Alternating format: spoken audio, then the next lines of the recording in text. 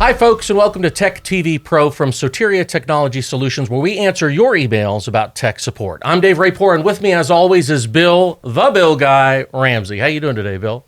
My attorney has advised me not to answer that question. That's a ridiculous answer to that particular question, but I respect that, you know. Hey, I got a question for you. Yes. Now, I understand your wife owns a bakery. She does. What is your favorite item that she bakes? Do I not look like I have enough problems here? Like all of it, it's all very good. But you know, I'm a pie guy. My Facebook bio says I like pie and bacon. That's the whole bio. You ever combine pie and bacon together? Does your wife ever do that? We need to have that discussion now. That's exactly right. Yeah. I think you do. I think you do, for crying out loud. Like I need more pie. Well, as do I.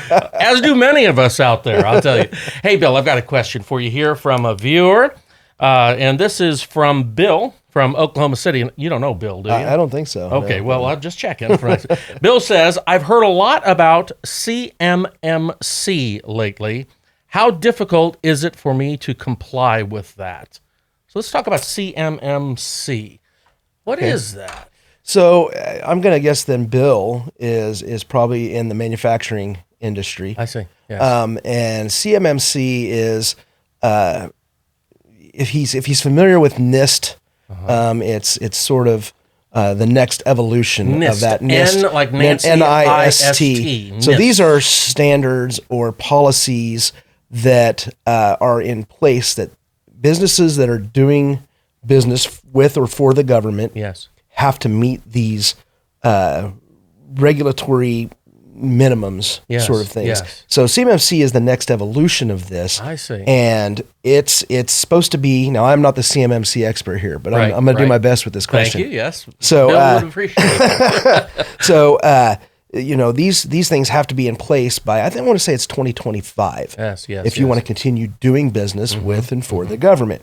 And they are a lot of not just cybersecurity policies, but physical security policies and all these things that you have to have in place to meet these standards, to not guarantee, but to show that you are doing everything you can, meeting their minimum requirements for protecting the government from being infected. So this is specifically if you're doing business with the government. This is the federal government, I presume? Yes.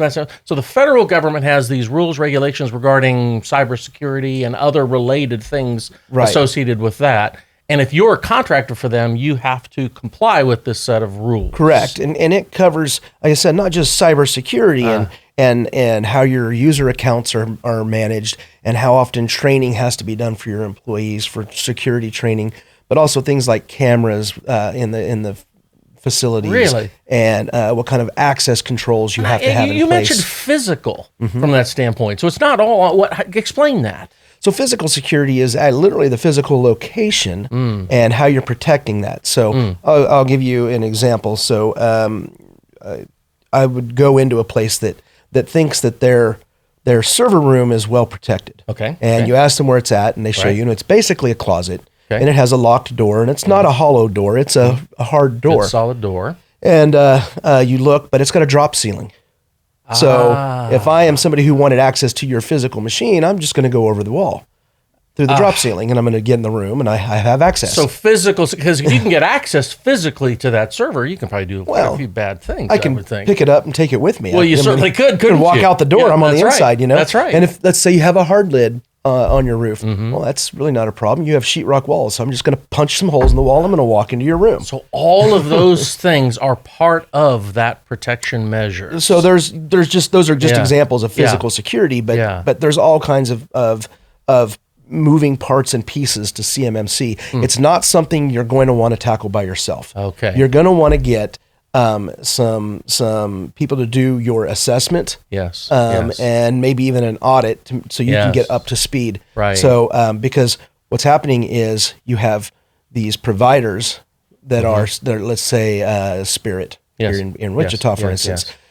Aircraft manufacturing. And so what they're going to do is they're going to meet these requirements, but they're going to need the people that are doing stuff for them to also meet these requirements. So these small mom and pop manufacturing facilities also will have to meet those. All rolls downhill, doesn't it? Yes, that's right. Yes, so exactly it's a very complex and very powerful system. Yes. That people are really going to have to familiarize themselves with really quickly. Oh, that sounds very interesting and complicated. Yes. But get some help, Bill, I think is the answer exactly right. to that measure. Well, thanks, Bill, for a great question. Thanks, as always, Bill, for a great answer. If you've got a question for us, just write us an email at techtvpro@heysoteria.com. Thanks for watching, and we'll see you next time.